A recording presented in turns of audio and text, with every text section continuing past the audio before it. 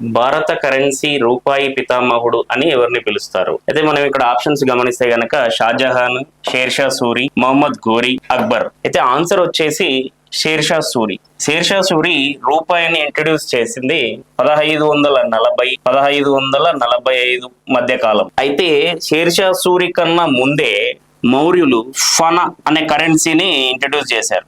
గుప్తులేమో దినారా అనే కరెన్సీని ఇంట్రడ్యూస్ చేశారు. తర్వాత ఇల్టుట్మిష్ అంటే ఢిల్లీ సుల్తానేట్స్ లో బానిస వంశానికి సంబంధించిన రెండవ కింగ్ ఎవరైతే ఉన్నారో ఇల్టుట్మిష్ ఈయన father of Razia Sultana one and only lady ruler. ఎందుకంటే ఆమె ఒక్కరే పరిపాలించారు ఆడవార్లలో ఢిల్లీ సుల్తానేట్స్ లో. ఇల్టుట్మిష్, టంకా మరియు జితల్. షేర్షా సూరి కన్నా ముందే వీళ్ళు ముగ్గురు కూడా కరెన్సీని అందుబాటులోకి తీసుకొచ్చినప్పటికీ ఈ మూడు కరెన్సీలకు ఖచ్చితమైన కొలతలు గాని నిర్ణీతమైన మెజర్మెంట్స్ లేకపోవడం వల్ల ఇవి తర్వాత కాలంలో ఎగ్జిస్టెన్స్ లో ఉండలేకపోయాయి ఈ మూడు కూడా. షేర్షా సూరి తీసుకొచ్చిన రూపాయి ఏమో ఖచ్చితమైన కొలతలతో కూడి ఉండడం వల్ల దాన్నే కంటిన్యూ చేశారు. షేర్షా సూరి తర్వాత హుమాయూన్ వచ్చి 1 year పాలన జరుపుతారు. హుమాయూన్ తర్వాత అతని కొడుకైనటువంటి అక్బర్ గాని, అక్బర్ మనవడైనటువంటి షాజహాన్ గాని, వీళ్ళంతా కూడా ఇవే ఫాలో అయ్యారు. ఈ షేర్షా సూరి ఇంట్రడ్యూస్ చేసిన రూపాయి కరెన్సీనే ఫాలో అయ్యారు. అయితే ఇక్కడ మహమ్మద్ ఘోరీ ఎవరంటే, మహమ్మద్ ఘోరీ 12th century ఉంటారు. ఇతను అంటే ఇండియాను కాంకర్ చేసింది మహమ్మద్ ఘోరీనే ఫస్ట్ ఢిల్లీ సుల్తానేట్స్ లో. అయితే ఈయన కాలంలో కాదు, వీళ్ళు ముగ్గురు. అయితే మహమ్మద్ ఘోరీ ఎటువంటి కరెన్సీని ఇంట్రడ్యూస్ చేయలేదు, షేర్షా సూరినే చేశారు. దీనికి గల కారణాలు మనం ఇంతకు ముందు ఇక్కడ చర్చించుకున్నాము. అయితే రూపాయి పటిష్టంగా దాన్నే బ్రిటిష్ వారు కూడా ఫాలో అవ్వడానికి కారణం ఏంటంటే సరైన కొలతలు ఉండడం వల్ల. అప్పుడు ఒక రూపాయి విలువ 178 గ్రెయిన్స్. అప్పుడు రూపాయి విలువ 178 గ్రెయిన్స్.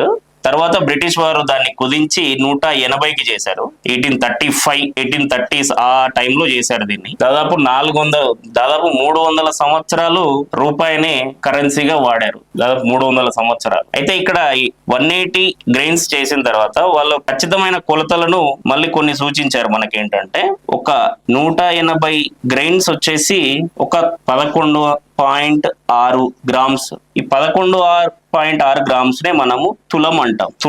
ఇట్లా 80 తులాలు అవుతే ఒక షేర్, 80 తులాలు అవుతే ఒక షేర్ అవుతుంది. అయితే ఒక షేర్ కు వచ్చేసి దాదాపు 933 గ్రాములు ఉంటుంది. 80 తులాలు అయితే ఒక షేరు. అయితే ఇక్కడ ఈ 11.6 అయితే ఏదైతే ఉందో ఇది తులం ఉంటాయి. ఇప్పుడు మనం ప్రస్తుతం వాడుతున్న తులమేమో ఖచ్చితంగా 10 గ్రాములుగా ఉంది. మరి దానికి దీనికి తేడా ఏంటంటే, మన ఇండ్లలో వాడే వాడుక భాషలో కూడా పాత తులం, కొత్త తులం అని బంగారాన్ని సూచిస్తూ ఉంటారు. దానికి కారణం ఈ 11.6. పాత తులం అంటే 11.6 గ్రాములు, కొత్త తులం అంటేనేమో 10 గ్రాములు. అయితే ఇది ఎక్కడ చేంజ్ అయిందంటే 1956 లో ఇండిపెండెన్స్ వచ్చిన తర్వాత మన దగ్గర కొలతలు ఇవన్నీ ఖచ్చితమైన నిర్ణీత వ్యవస్థను క్రియేట్ చేసి అన్ని డెసిమల్ సిస్టమ్ లోకి మార్చారు.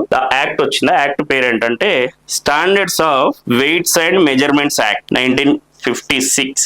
తర్వాత సేమ్ యాక్టే మళ్ళీ 1976 లో కూడా ఇంట్రడ్యూస్ చేశారు. ఇది 1956 లో ఇంట్రడ్యూస్ చేసినప్పటికీ 1958 నుంచి వాడకంలోకి వచ్చింది. మనం 1980 నుంచి ఏదైతే ఈ యాక్ట్ కు సంబంధించిన నిబంధనలు ఉన్నాయో అవి వాడుతున్నాం. తర్వాత దీంట్లో మార్పులు చేర్పులు చేసి 2009 లో లీగల్ మెట్రాలజీ యాక్ట్ దీన్ని చేశారు. ఇప్పుడు ప్రస్తుతం మనం కొలతలు, మెజర్మెంట్స్ కు సంబంధించిన కొలతలకు సంబంధించిన నిబంధనలు ఈ యాక్ట్ ద్వారానే ఫాలో అవుతున్నాయి.